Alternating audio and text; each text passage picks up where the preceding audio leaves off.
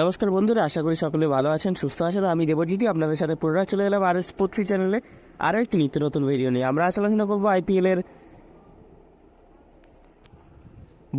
33তম match Mumbai Indians বনাম পিভিকেএস Punjab Kings.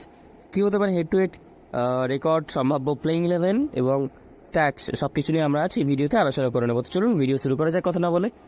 আমরা প্রথমে দেখে নিই আইপিএলের 33তম ম্যাচ মুম্বাই বনাম পাঞ্জাব। থ্রিলিং ম্যাচ, কারণ হেড টু হেড রেকর্ডে যদি নজর দিই, প্রথমে আইপিএল ইতিহাসে 31টি ম্যাচ এখনও পর্যন্ত এই দুটি দলের মধ্যে খেলা হয়েছে এবং 16টি ম্যাচ যেখানে জিতেছে মুম্বাই ইন্ডিয়ান্স, 15টি ম্যাচ সেখানে জিতেছে Punjab Kings. So neck to neck fight, এবং আজকে কিন্তু 16-16 করতে পারবে পাঞ্জাব, দেখার বিষয়। এরপর চলে যাব গ্রাউন্ড, অর্থাৎ যে গ্রাউন্ডে খেলা হচ্ছে, পাঞ্জাবের মহারাজা যুজবেন্দ্র সিং ক্রিকেট স্টেডিয়াম, পাঞ্জাবের নতুন ইন্টারন্যাশনাল স্টেডিয়াম। তো এখানে এখনও পর্যন্ত আইপিএল 2024 তথা আইপিএল হিস্ট্রিতে মোট 3টি ম্যাচ খেলা হয়েছে এবং 3টি ম্যাচের মধ্যে প্রথম ব্যাটিং করে টিম যেখানে জয়লাভ করেছে একটি ম্যাচ, সেখানে দ্বিতীয়ার্ধে ব্যাটিং করে কিন্তু টিম জিতেছে 2টি ম্যাচ। একটি হলেও কিন্তু চেজে হেল্প পাওয়া যায় এই গ্রাউন্ডে। অ্যাভারেজ স্কোরের কথা যদি আমরা আজ বলি, অ্যাভারেজ স্কোর 165 থেকে 170, বিকজ আজকের গ্রাউন্ড তুলনামূলকভাবে স্লো থাকবে। অর্থাৎ প্রতিটা ম্যাচের মতো যেরকম ব্যাটিং ফ্রেন্ডলি উইকেট আমরা দেখি, আজকে হয়তো সেরকম ব্যাটিং ফ্রেন্ডলি উইকেট থাকবে না, বিকজ আমরা 3টে ম্যাচ এখনও যে দেখেছি বলে পরে, সেখানে কিন্তু 3টে আলাদা আলাদা পিচ বিহেভিয়ার দেখা গেছে। আজকে সেরকম পিচ কম্পারেটিভলি স্লোনেস থাকবে, অনেকটাই স্লোনেস থাকবে, এবং বিশেষ করে পেসাররা সুইং পাবেন এবং স্পিনাররা কিন্তু পারচেস পাবেন।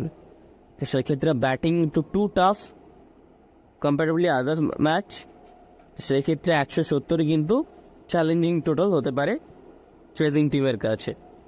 150-160ও কিন্তু গুড স্কোর, এবং দুটি দলের কিন্তু খুব ভালো ভালো বোলিং লাইন আপ রয়েছে, রাবাডা, অক্ষদীপ, বুমরা, কোচরিয়া। তো হায়েস্ট স্কোর আইপিএল এই গ্রাউন্ডে এখনও পর্যন্ত আইপিএল টিমের করা 182 এসা রিচ করেছিল কিছুদিন আগেই, এবং লোয়েস্ট স্কোর 143। সেক্ষেত্রে মিনিমাম একটা পার স্কোর আমরা বলেছি 165-170, it's a good total, challenging total for chasing team.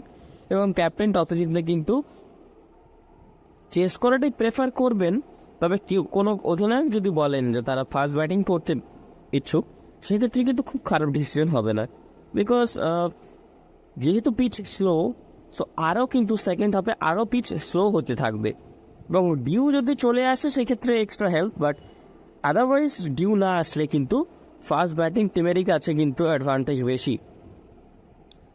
আমরা যদি চলে যাই এবার গেম প্ল্যান বলতে, মুম্বাই ইন্ডিয়ান্সের কথা যদি আমরা প্রথমেই আলোচনা করি, রোহিত শর্মা, ঈশান কিষান, সূর্যকুমার যাদব দুর্দান্ত ফর্মে রয়েছেন। ঈশান কিষানের ওই একটাই লক্ষ্য থাকবে, world cup 2024 T20 world cup. Contact থেকে বিসিসিআই কন্ট্যাক্ট থেকে বেরিয়ে গেছেন, সো ওভারঅল তার কাছে একটা মানসিক প্রেশার থাকবে। তো সব কিছুকে উপেক্ষা করে তিনি ভালো পারফরমেন্স করতে হবে, তাকে খুবই প্রয়োজন T20 ওয়ার্ল্ড কাপে। রোহিত শর্মা, তার ফর্ম, তিনি আগের ম্যাচে সেঞ্চুরি পেয়েছেন, অসাধারণ ফর্মে রয়েছেন, তিনি চাইবেন এটাকে কন্টিনিউ করার।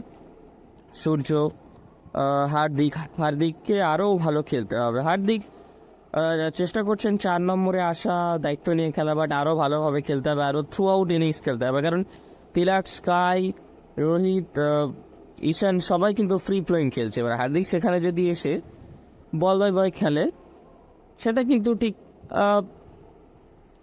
শোভা পায় না বলতে গেলে মুম্বাই ইন্ডিয়ান্স টিমে। সো এক্ষেত্রে ওভারঅল হার্দিককে আরেকটু দ্রুত খেলতে পারলে এটা হার্দিকের পক্ষে তথা মুম্বাই ইন্ডিয়ান্সের পক্ষে আরও ভালো। বোলিং লাইন আপে তো নিঃসন্দেহে Jasprit Bumrah leading from the front, তার পাশাপাশি জেরেল কোচরিয়া,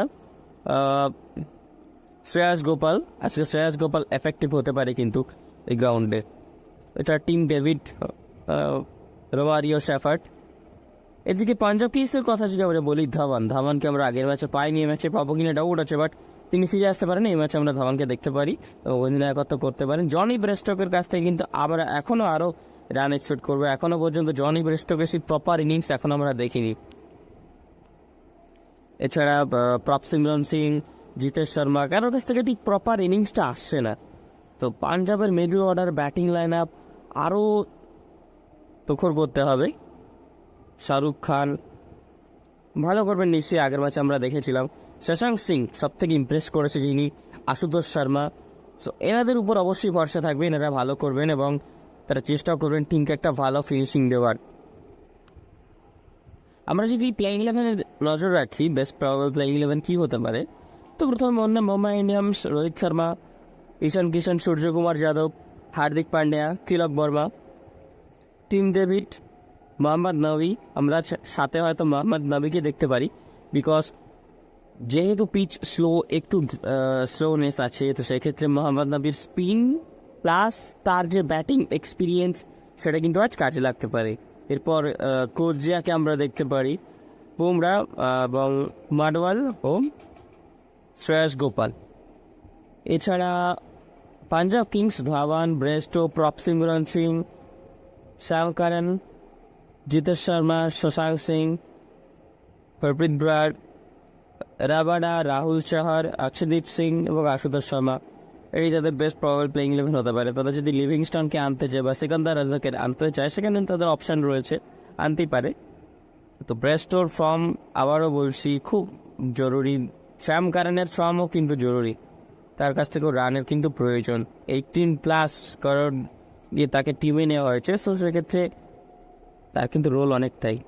এবার আমরা নজর দেবো ফ্যান্টাসি টিম, ফ্যান্টাসি পিক কী হতে পারে আজকের best fantasy pick. Rohit Sharma as a opener, Shikhar Dhawan আমরা অ্যাজ এ সেকেন্ড ওপেনার হিসেবে নিচ্ছি। এরপর স্কাইকে দেখবো আমরা। আফটার দ্যাট আমরা শশাঙ্ক সিংকে দেখবো as a batsman. Wicket keeper হিসেবে ঈশান কিষান। এবার আশুতোষ শর্মা টপ 6। এরপর যদি অলরাউন্ডার লিস্টে দেখি, আমরা অলরাউন্ডার হরপ্রীত ব্রায়ের সাথে যাচ্ছি। বোলার দেখতে গেলে জসপ্রীত বুমরা, এদিক থেকে ওদিক থেকে রাবাডাকে নেব। অক্ষদীপ সিং থাকবেন, এদিক থেকে শ্রেয়স গোপাল থাকবেন। বিশেষ করে স্পিনাররা, একটা স্পিনার থাকা জরুরি। হরপ্রীত ব্রায়ের সাথে শ্রেয়স গোপাল এফেক্টিভ হতে পারে। Captainship through out Rohit Sharma, যেহেতু তার ফর্ম অসাধারণ চলছে, এবং ভাইস ক্যাপ্টেন হয় স্কাই নয় বুমরা নয় ধাওয়ান, অনেক অপশানস আছে, যার যেমন ফেভার সে সেরকম নিতে পারো।